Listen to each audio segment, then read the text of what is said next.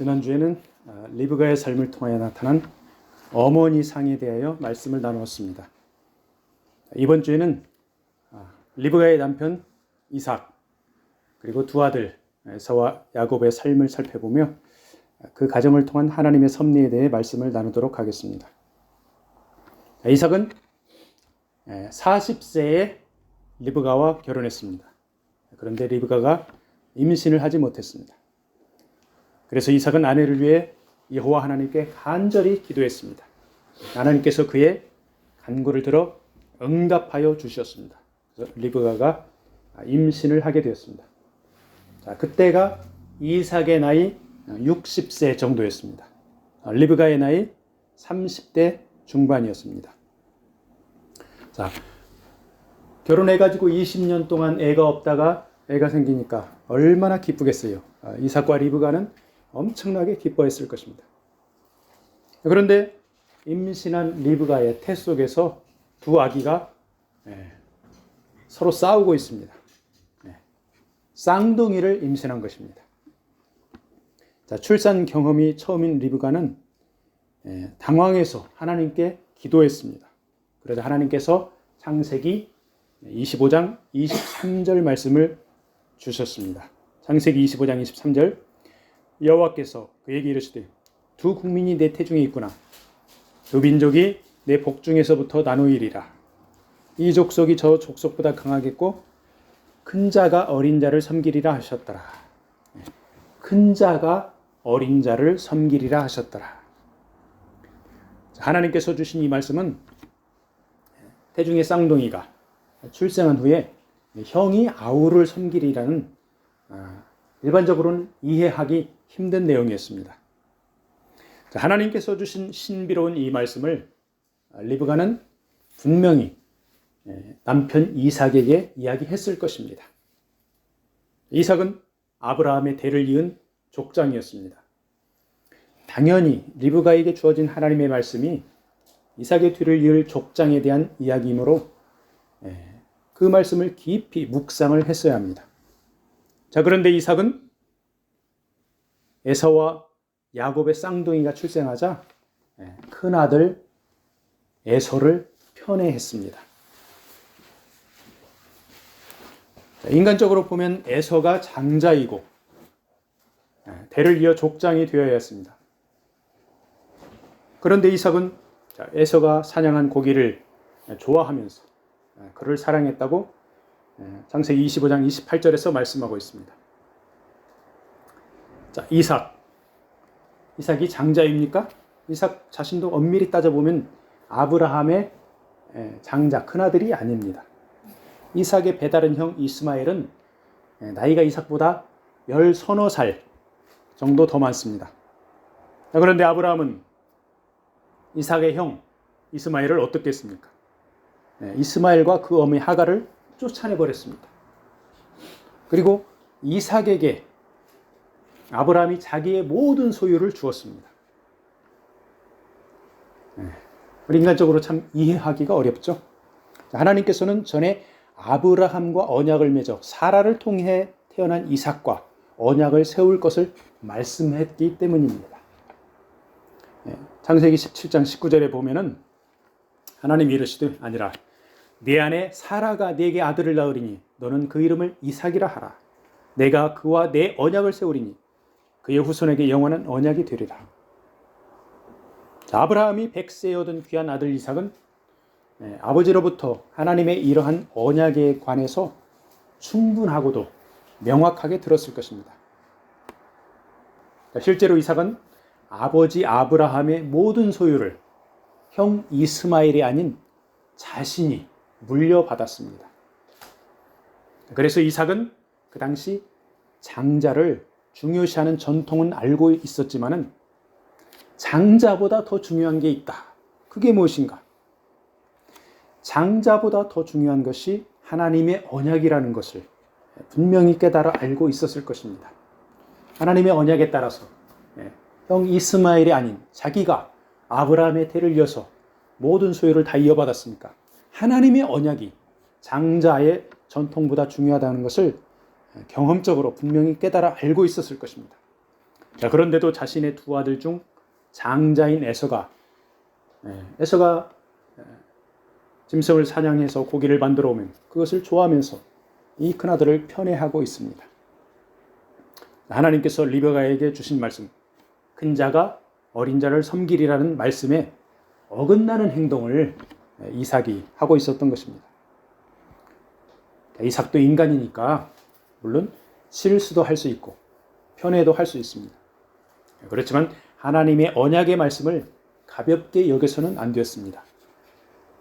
하나님께서는 아브라함과 이삭에 이어 야곱에게로 족장의 대를 이을 것을 말씀했는데 이삭은 그것을 잊어버렸든지 그렇지 않으면 자기도 모르게 무시를 했습니다.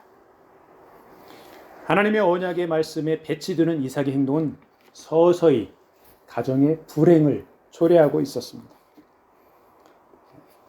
거기에다가 장자인 에서는 성장하면서 장자의 명분을 소중하게 여기지 않고 가볍게 여겼습니다.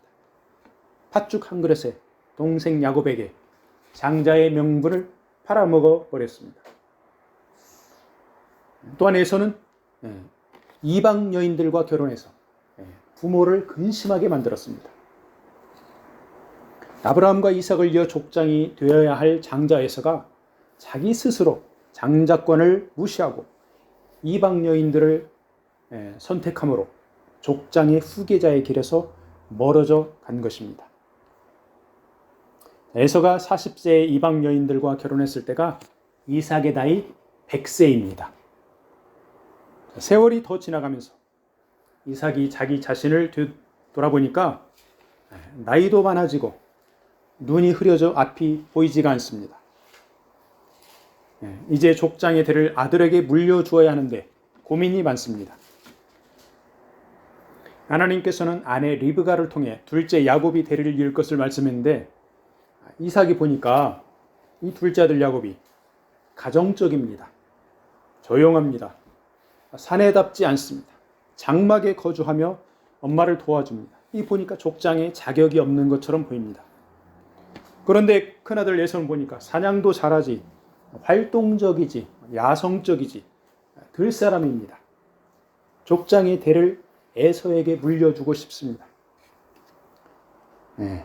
우리가 이삭의 마음을 분명히 알 수는 없지만 이삭은 이렇게 장자의 축복을 누구에게 줄까 굉장히 고민했을 것입니다.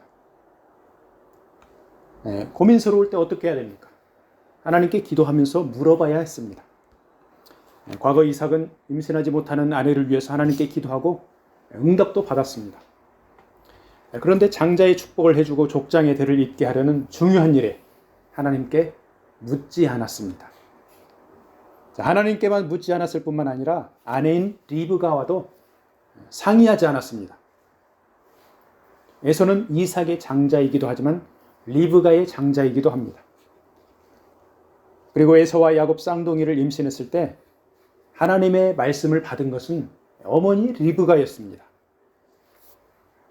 그런데 그런 어머니 리브가를 제껴놓고 그리고 둘째 야곱은 말할 것도 없이 제위하고 이 아비 이삭은 장자 에서만 불러서 조용히 살짝 분부를 내립니다.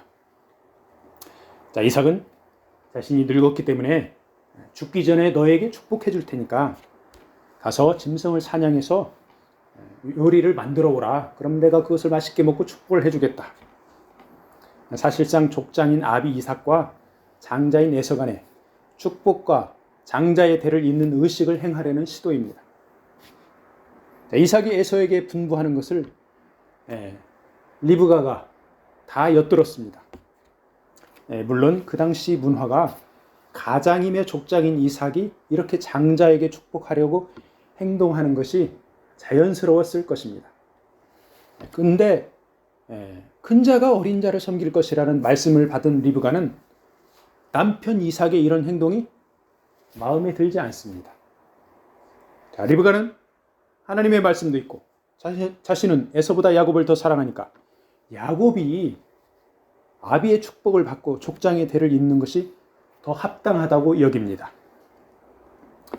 결국 리브가는 지난주에 말씀 나눈 것처럼 하나님의 때를 기다리지 못하고 자신이 하나님의 언약을 집행하려고 합니다.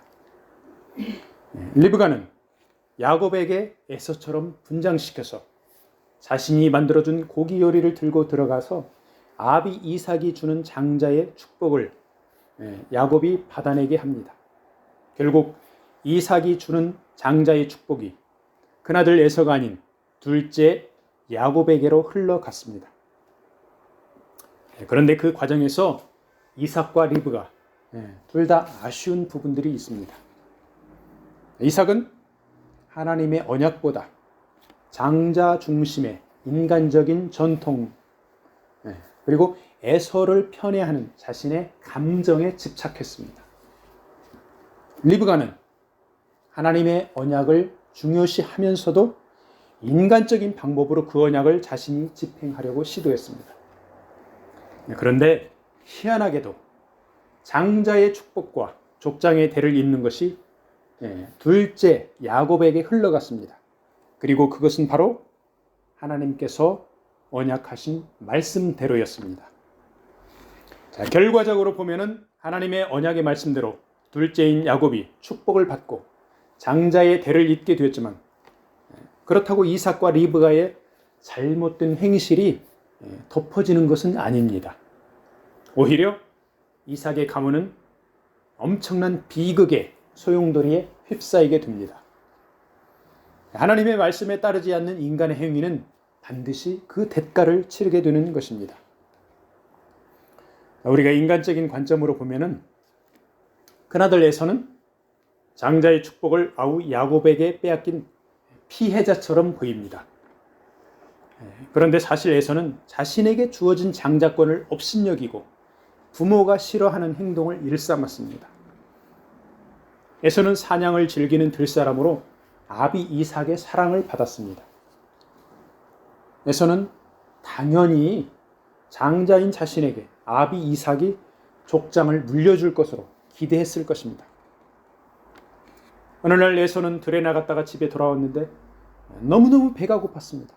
마침 아우 야곱이 팥죽을 쏘았는데 맛있는 냄새가 났습니다. 에서는 아우 야곱에게 배고파 죽겠으니 당장 한 그릇 달라 이렇게 이야기를 합니다. 그런데 이 아우 야곱이 만만치가 않습니다. 형 에서에게 장자의 명분을 달라고 하면서 맹세까지 하라고 합니다. 그러면 팥죽을 주겠다는 것입니다. 배고픈 형에게 그냥 한 그릇 주면 될 것인데 맹세까지 하라고 하는 이 야곱은 딜하는 데 있어서 아주 탁월합니다. 배고파 죽을 지경인 에서는 장자의 명분을 가볍게 여기고 맹세까지 하면서 야곱에게 장자의 명분을 주어버립니다. 에서는 상황 따라 감정 따라 행하는 기분파로 보입니다. 이에 비해서 야곱은 아주 치밀한 장사꾼처럼 말하고 행동합니다. 야곱은 아마도 자신을 편애하는 엄마 리브가에게서 족장의 중요성과 자신이 족장의 대를 이을 것이라는 하나님의 언약의 말씀을 전해 들었을 것입니다. 어쨌거나 이삭에서는 고대 족장 사위에서 매우 중요한 장자의 명분을 가볍게 여기고 아우에게 넘겨버리는 미련한 짓을 저질렀습니다. 자, 에서는 맹세까지 하면서 장자의 명분을 아우에게 넘겼지만 자신을 편애하는 아비 이삭이 자신에게 장자의 대를 줄 것이라고 자기에게 유리한 쪽으로 생각했을 것입니다. 그리고 실제로 아비 이삭은 장자 에서에게 축복을 해주려고 아내와 야곱은 제쳐놓고 에서만 살짝 불러 짐승을 사냥해서 요리를 해오라고 시켰습니다. 기분파인 에서는 자신이 야곱에게 장자의 명분을 팔아버린 것을 대수롭지 않게 생각하고 이제 신나게 사냥하러 나갑니다. 에서가 가장 자신 있게 할 수 있는 것, 짐승을 사냥할 수 있는 일입니다. 실제로 짐승을 사냥하고 요리해서 아비 이삭에게로 가지고 갑니다. 이거를 드시고 저에게 축복을 해주세요. 야곱에게 장자의 명분을 팔았지만 이제 잠시 후면은 장자의 축복과 대를 잇는 것이 에서 자신에게 넘어온다고 철석같이 믿었을 것입니다. 그러나 에서가 요리를 가지고 아비 이삭을 찾아갔을 때 이미 상황은 종료되었습니다. 리브가와 야곱에게 속은 이삭은 야곱을 에서로 잘못 알고 장자의 축복을 해주었고 야곱이 족장의 대를 잇게 된 것입니다. 에서가 나중에 요리를 가지고 이삭에게 찾아왔을 때 이삭의 반응이 어떻습니까? 창세기 27장 33절에 보니까 이삭이 심히 크게 떨며 이래 됩니다. 심히 크게 떨었습니다. 자신이 편애하는 장자 에서에게 축복을 해주지 못해서 이삭은 심히 크게 떨었을 수도 있습니다. 다른 한편으로 아내 리브가에게 주어진 하나님의 언약, 큰 자가 어린 자를 섬기리라는 말씀이 떠올라 두려움에 떨었을 수도 있습니다. 둘째 야곱에게 속아 축복을 준 아비 이삭은 심히 크게 떨고 형 에서는 축복을 달라고 아비를 향해 목을 놓아 웁니다. 한번 상상을 해보세요. 아비는 부들부들 떨고 있고 아들은 옆에서 큰 소리로 울고 있고 엄청난 상황이 발생했습니다. 그렇지만 아비 이삭은 장자의 축복을 야곱에게 이미 주었기 때문에 돌이킬 수가 없습니다. 에서는 전에 장자의 명분을 가볍게 여기고 팥죽 한 그릇에 팔아먹었는데 이제는 장자의 축복을 못 받으니까 울면서 달라고 합니다. 아비가 연로해서 앞을 못 보고 죽을 때가 되니까 이제야 장자의 중요성을 깨닫게 된 것입니다. 에서는 야곱에게 축복을 빼앗기자 이를 갈며 이제 아버지가 좀 있으면 늙어 돌아가실 건데 그러고 나면은 내가 야곱을 저 미운 아우 야곱을 죽이리라 이렇게 다짐을 합니다. 자, 에서의 동생에 대한 분노, 동생을 죽이려고 하는 이 분노를 어미 리브가가 알아챕니다. 그래서 야곱을 살리기 위해서 외삼촌 라반에게로 피신시킵니다. 리브가는 에서의 분노가 풀리면 그때 야곱을 다시 불러들여 가족들이 같이 지내려고 했던 것입니다. 그렇지만 사람의 일이 자기 뜻대로 되는 것이 아닙니다. 리브가는 자신이 그토록 사랑하던 둘째 야곱을 라반에게 보내고 그 후에 다시 만났다는 기록이 없습니다. 야곱이 형 에서의 축복을 가로채는 이 사건으로 인해 가정이 박살났습니다. 아비 이삭은 심히 크게 떨며 정서적으로 불안한 상태가 되었습니다. 어미 리브가는 사랑하는 둘째 아들과 헤어졌습니다. 장자에서는 낙심하면서 아우에 대한 분노와 증오에 휩싸였습니다. 둘째 야곱은 정든 가족을 떠나 정처없는 도망자의 신세가 되었습니다. 이렇게 가정이 풍비박산이 난 원인이 무엇입니까? 아비 이삭이 하나님의 언약의 말씀을 무시하고 편애하는 에서에게 축복하려고 했기 때문입니다. 어미 리브가는 하나님의 언약은 기억했지만 하나님의 때와 방법을 기다리지 못하고 자신의 방법으로 하나님의 언약을 이루려고 했기 때문입니다. 에서는 장자의 명분을 가볍게 여겨 팥죽 한 그릇에 팔아먹었기 때문입니다. 야곱은 하나님까지 팔아먹으면서 아비를 속여 축복을 받아냈습니다. 자신이 사냥하지도 않은 짐승을 집안에 있는 염소를 갖다가 하나님의 인도하심으로 바깥에서 빨리 잡았다고 사냥했다고 거짓말을 합니다. 하나님을 팔아먹었습니다. 이렇게 온 가족이 쑥대밭이 되는 과정에서도 결과적으로 보면 큰 자가 어린 자를 섬기리라. 이 하나님의 말씀이 성취되어 갑니다. 사람들이 연약하고 부족해서 실수도 하고 잘못도 하고 죄를 범하는데 그러한 과정에서도 하나님께서는 언약의 말씀을 이루어 가십니다. 우리는 인간적으로 분명히 잘못된 방법인 것을 알면서도 하나님의 뜻을 위한다고 합리화시키며 행하는 우를 범하지 말아야 하겠습니다. 말씀을 마무리하겠습니다. 자, 5월 가정의 달에 이삭의 가정을 보며 많은 생각을 하게 됩니다. 믿음의 가정이며 하나님의 택한 백성 이삭의 가정이 쑥대밭이 된 것은 가족들 모두의 책임입니다. 특별히 부모인 이삭과 리브가의 책임이 더 무겁습니다. 더 나아가 가장이며 족장인 이삭의 책임이 더 크다고 할 수 있습니다. 이삭의 치명적인 잘못은 그 당시 전통과 자신의 감정에 따라 큰아들을 축복하려고 했던 것입니다. 하나님의 언약의 말씀은 인간의 전통이나 개인 감정보다 우선시 되어야 합니다. 오늘 현대 사회에 많은 가정들이 깨어지고 상처받고 고통 가운데 있습니다. 가정 회복의 출발점은 하나님의 언약의 말씀이 되어야 합니다. 부모들은 자녀들이 세상에서 출세하고 성공하는 것을 가르칠 것이 아니라 말씀 위에 서서 사랑과 섬김의 신앙을 물려주어야 합니다.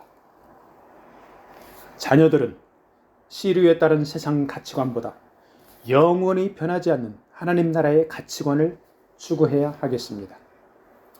이번 한 주간 우리 각자의 가정에 주시는 언약의 말씀을 묵상하고 실천하기를 축복합니다. 아멘.